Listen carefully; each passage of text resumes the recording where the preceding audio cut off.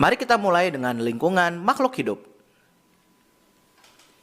Suatu lingkungan pasti berdampak langsung kepada makhluk hidup yang menempatinya. Nah, lingkungan itu dibagi menjadi dua. Ada lingkungan abiotik dan lingkungan biotik. Lingkungan abiotik adalah lingkungan yang berisikan benda tak hidup seperti cahaya, suhu, air, kelembaban udara, pH, dan salinitas. Sedangkan lingkungan biotik adalah lingkungan yang berisikan makhluk hidup seperti hewan, tumbuhan, dan manusia. Selanjutnya, ekosistem. Ekosistem adalah suatu sistem di mana terjadi hubungan saling ketergantungan antara komponen-komponen di dalamnya, baik yang berupa makhluk hidup maupun yang tidak hidup. Ekologi adalah ilmu yang mengkaji hubungan saling ketergantungan antara makhluk hidup dan tak hidup di dalam suatu ekosistem. Di dalam konsep ekologi terdapat tingkatan organisasi kehidupan, dimulai dari individu, populasi, komunitas, ekosistem, bioma, hingga biosfer. Individu adalah makhluk hidup tunggal. Populasi adalah kumpulan individu sejenis yang berinteraksi pada tempat tertentu. Komunitas adalah kumpulan berbagai makhluk hidup yang berinteraksi dan hidup di area tertentu. Ekosistem adalah interaksi antara makhluk hidup di suatu wilayah dengan lingkungannya yang saling mempengaruhi. Bioma adalah ekosistem yang sangat luas dan memiliki vegetasi tumbuhan yang khas. Sedangkan biosfer adalah lapisan bumi yang di dalamnya terdapat kehidupan. Kemudian ada juga yang disebut dengan habitat dan mikrohabitat. Habitat adalah tempat hidup suatu organisme. Sedangkan mikrohabitat adalah tempat hidup suatu organisme pada tempat yang lebih spesifik. Misalkan hewan yang hanya hidup di daun. Selanjutnya kita bahas ke rantai makanan dan jaring-jaring makanan. Setiap makhluk hidup itu pasti memerlukan energi untuk melakukan berbagai aktivitas kehidupan. Sesuai hukum kekekalan energi, energi itu tidak dapat diciptakan atau dimusnahkan, tetapi dapat diubah dari satu bentuk ke bentuk lainnya. Energi cahaya dari matahari diubah oleh tumbuhan menjadi energi kimia melalui proses fotosintesis. Energi tersebut berpindah ke organisme lainnya melalui proses rantai makanan. Rantai makanan adalah proses perpindahan energi dari satu makhluk hidup ke makhluk hidup lainnya melalui peristiwa makan dan dimakan. Nah, contohnya seperti gambar di samping. Dalam rantai makanan ada beberapa istilah, yaitu produsen, konsumen, dan dekomposer. Produsen adalah makhluk hidup yang dapat membuat makanan sendiri atau sebagai sumber makanan. Konsumen adalah makhluk hidup yang mendapatkan makanan dari produsen. Konsumen sendiri diberi penyebutan tingkat 1, tingkat 2, dan seterusnya sesuai urutan pada rantai makanan. Kemudian dekomposer adalah organisme yang menguraikan makhluk hidup yang telah mati, contohnya bakteri dan jamur. Nah, jika kita melihat kembali gambar pada rantai makanan, maka susunannya menjadi rumput itu sebagai produsen, belalang sebagai konsumen tingkat 1, tikus sebagai konsumen tingkat 2, ular sebagai konsumen tingkat 3, dan elang sebagai konsumen tingkat 4 atau konsumen puncak. Selain rantai makanan, ada juga yang disebut dengan jaring-jaring makanan. Jaring-jaring makanan adalah kumpulan dari rantai makanan yang lebih kompleks. Dalam jaring-jaring makanan, sumber makanan lebih dari satu, sehingga jaring-jaring makanan lebih stabil daripada rantai makanan. Nah, alasan kenapa jaring-jaring makanan lebih stabil, itu harus dihafalkan ya. Nah, ini adalah contoh dari jaring-jaring makanan. Bisa kita lihat di sini ada banyak panahnya ya. Siapa yang makan, siapa yang dimakan. Nah, itu menunjukkan adalah jaring-jaring makanan. Karena sumber makanannya lebih dari satu. Misalkan kita lihat di sini nih. Rumput itu dimakan belalang, kemudian belalang dimakan kadal. Kadal itu dimakan elang. Kalau kita lihat elang, itu sumber makanannya nggak hanya dari kadal, tapi bisa langsung juga makan belalang. Bahkan bisa langsung juga makan kelinci ataupun ular. Di sini elang pasti populasinya lebih banyak karena lebih bisa bertahan hidup, sumber makanannya lebih banyak. Selanjutnya, kita bahas ke daur biogeokimia. Daur biogeokimia adalah perpindahan unsur-unsur atau faktor-faktor kimia melalui makhluk hidup dan lingkungan abiotik. Pada bagian ini akan dibahas beberapa daur yang terjadi di alam, di antaranya siklus air, siklus karbon, siklus oksigen, dan siklus nitrogen. Mari kita mulai dengan siklus air atau sering disebut juga siklus hidrologi. Air yang ada di permukaan bumi akan mengalami penguapan atau evaporasi saat terkena sinar matahari membentuk awan. Penguapan air juga terjadi pada daun tumbuhan yang disebut transpirasi. Selanjutnya, awan tersebut akan mengalami kondensasi dan turun ke bumi dalam bentuk hujan atau presipitasi. Jadi kalau kita gambarkan, itu urutannya akan seperti ini.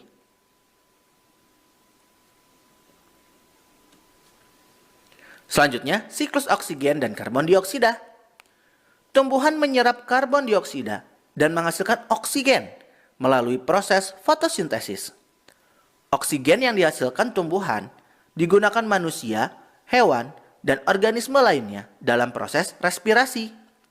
Respirasi sendiri menghasilkan gas karbon dioksida yang dilepas ke udara. Tumbuhan, hewan, dan organisme lainnya yang mati akan diuraikan oleh dekomposer. Itu juga menghasilkan gas karbon dioksida. Beberapa jasad yang mati akan menghasilkan fosil berupa bahan bakar. Bahan bakar yang mengandung karbon ini jika digunakan akan menghasilkan karbon dioksida juga. Jadi kalau kita gambarkan kira-kira akan menjadi seperti ini.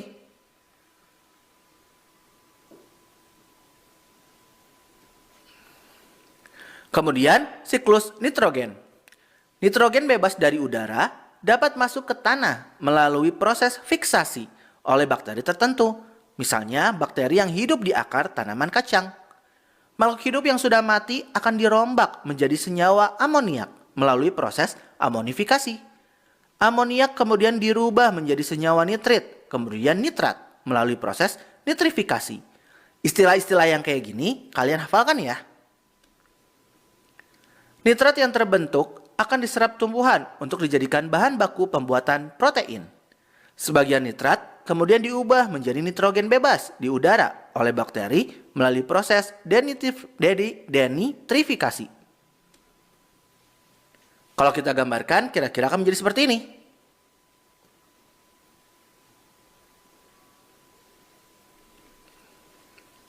Selanjutnya, kita bahas ke interaksi antar komponen ekosistem. Interaksi antar komponen ekosistem tidak hanya terjadi antara makhluk hidup saja. Interaksi dapat juga terjadi antara komponen biotik dan abiotik lainnya. Pada bagian ini, kita akan membahas interaksi antar spesies yang terjadi di alam. Jenis-jenis interaksi yang umum terjadi adalah kompetisi, predasi, herbivori, dan simbiosis. Kompetisi merupakan suatu interaksi yang merugikan kedua makhluk hidup yang terlibat.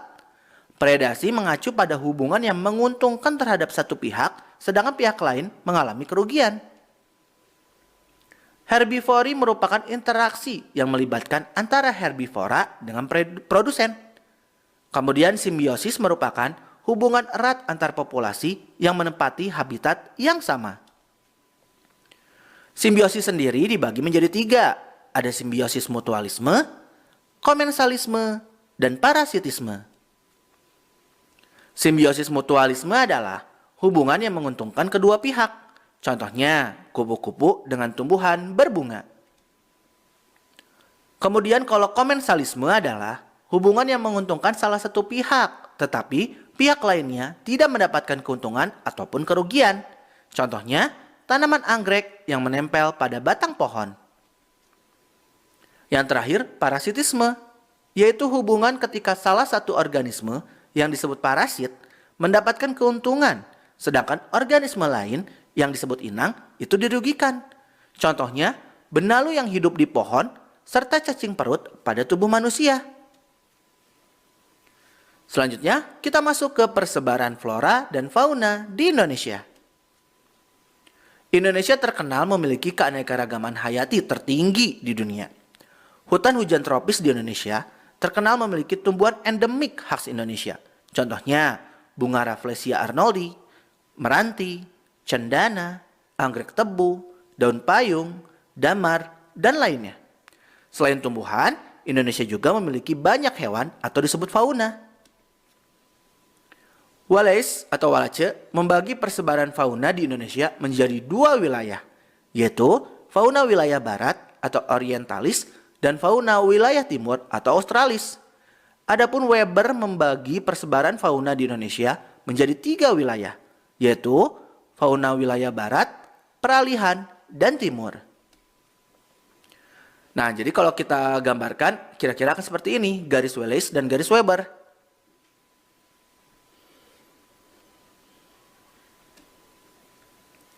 Nah, keanekaragaman tersebut ya tentu harus kita jaga ya. Karena banyak flora dan fauna khas Indonesia yang terancam eksistensinya akibat kegiatan manusia dan bencana alam seperti penggundulan hutan atau istilah kerennya deforestasi, kebakaran hutan, banjir, dan kekeringan. Selanjutnya, bagaimana sih pengaruh manusia terhadap ekosistem? Setiap aktivitas manusia itu akan berpengaruh terhadap keberadaan suatu ekosistem. Salah satu kegiatan manusia yang telah dilakukan selama ribuan tahun adalah bercocok tanam untuk menyediakan kebutuhan pangan. Nah, penggunaan pupuk kimia secara berlebihan itu dapat menyebabkan eutrofikasi perairan dan penurunan kesuburan tanah. Banyak organisme non-target yang terbunuh akibat penggunaan pestisida. Pertanian monokultur itu juga menyebabkan turunnya keanekaragaman hayati. Banyak tumbuhan yang disingkirkan dan diganti oleh hanya satu jenis tumbuhan tertentu, makanya disebut dengan monokultur. Hal ini diperparah dengan seleksi penggunaan bibit unggul yang menyebabkan spesies asli suatu daerah akan sulit ditemukan. Banyak hutan juga ditebang di Indonesia untuk diubah menjadi lahan perkebunan, diantaranya untuk lahan kelapa sawit. Dampaknya tentu saja banyak jenis tumbuhan dan hewan yang terancam punah akibat kehilangan habitatnya. Alih fungsi lahan lainnya seperti pertambangan dan pembuatan pemukiman itu juga menyebabkan kerusakan habitat.